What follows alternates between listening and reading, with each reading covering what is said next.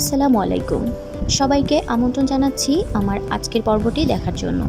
আজকের পর্বে রয়েছে দারুণ একটি স্ন্যাক্স আইটেম। কোনো প্রকার ঝামেলা ছাড়াই নাস্তাটি তৈরি করে দেখাবো। আশা করছি সবার অনেক ভালো লাগবে।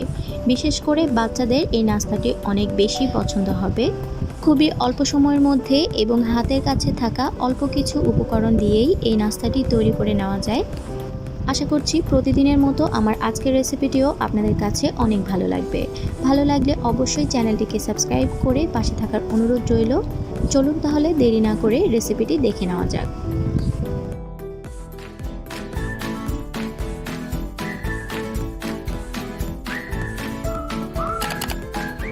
তো আজকে আমাদের এই মজাদার নাস্তাটির জন্য লাগবে হচ্ছে 3টে বড় সাইজের আলু। তো দেখতে পাচ্ছেন আমি এখানে 3টে আলু নিয়েছি।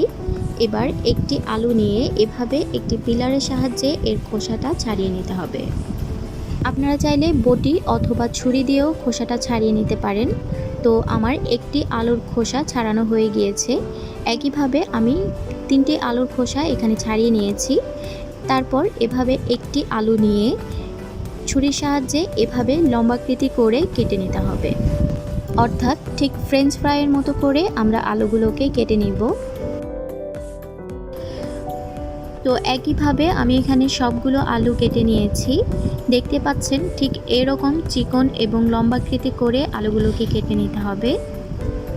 এবার এর সাথে প্রয়োজন মতো পানি মিশিয়ে ভালোভাবে আলুগুলোকে ধুয়ে নিচ্ছি।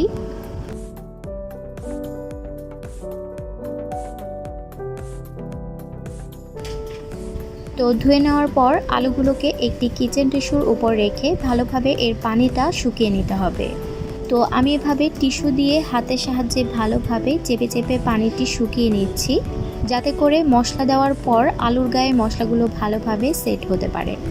তো আলুগুলোকে এইভাবে ভালো করে শুকিয়ে নিতে হবে, যাতে করে আলুর গায়ে কোনো প্রকার পানি না থাকে। সবগুলো আলুর টুকরো ভালোভাবে মুছে নেওয়ার পর আমি একটি শুকনো বাটিতে নিয়ে নিয়েছি। এবার এর সাথে বাকি সব উপকরণগুলো অ্যাড করে দিব। প্রথমেই দিয়ে দিয়েছি একটি ডিম, তারপর দিয়ে দিচ্ছি পরিমাণ মতো লবণ, 1 চা চামচ পরিমাণ লাল মরিচের গুঁড়ো, 1/2 চা চামচ পরিমাণ জিরা গুঁড়ো, 1/2 চা চামচ পরিমাণ গরম মশলা গুঁড়ো এবং 1/4 চা চামচ পরিমাণ অরিগ্যানো।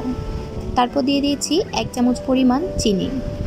চেষ্টা করবেন অবশ্যই চিনিটি ব্যবহার করতে, এতে করে নাস্তাটির স্বাদ আরও বহুগুণে বেড়ে যাবে। এবার সব কিছু একসাথে ভালোভাবে মেখে নিতে হবে। তো মেখে নেওয়া হয়ে গেলে এর সাথে অ্যাড করে দিচ্ছি 1 কাপ পরিমাণ ময়দা।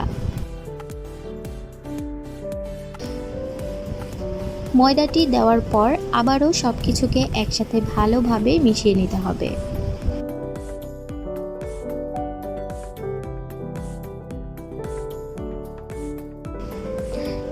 তো সব কিছু ভালোভাবে মেশানো হয়ে গেলে এবার আমাদের নাস্তাটি ভাজার পালা।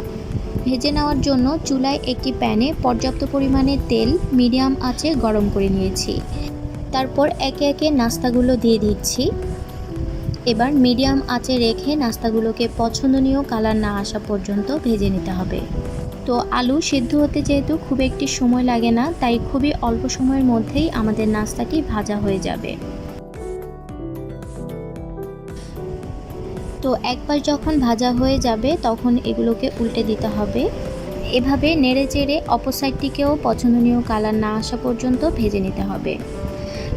তো দেখতেই পাচ্ছেন নাস্তাটিতে খুবই সুন্দর একটি গোল্ডেন ব্রাউন কালার চলে এসেছে। এই পর্যায়ে আমাদের নাস্তাটি ভাজা হয়ে গিয়েছে এবং আমরা তেল ঝরিয়ে উঠিয়ে নিব। একই পদ্ধতিতে আমি এখানে সবগুলো নাস্তা ফ্রাই করে নিয়েছি।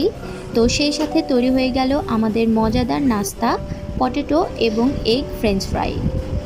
এবার আপনাদেরকে দেখিয়ে দিচ্ছি নাস্তাটি কতটা লোভনীয় এবং মজাদার হয়েছে। দেখতে পাচ্ছেন ভেতরের আলুগুলো একদম সফট হয়ে যাবে এবং উপরের অংশটা মুচমুচে থাকবে। খেতে কিন্তু দারুণ লাগে। তো আশা করছি আমার আজকের এই পটেটো এবং এগ ফ্রেঞ্চ ফ্রাই রেসিপিটি আপনাদের কাছে অনেক ভালো লেগেছে। ভালো লাগলে অবশ্যই চ্যানেলটিকে সাবস্ক্রাইব করে আমার পাশে থাকার অনুরোধ রইল, এরকম আরও নতুন নতুন সব রেসিপি পেতে। যারা এরই মধ্যে চ্যানেলটিকে সাবস্ক্রাইব করে আমাকে সাপোর্ট করছেন তাদেরকে জানাই অসংখ্য ধন্যবাদ। আর নাস্তাটি কেমন লেগেছে অবশ্যই আমাকে কমেন্টের মাধ্যমে জানিয়ে দিবেন।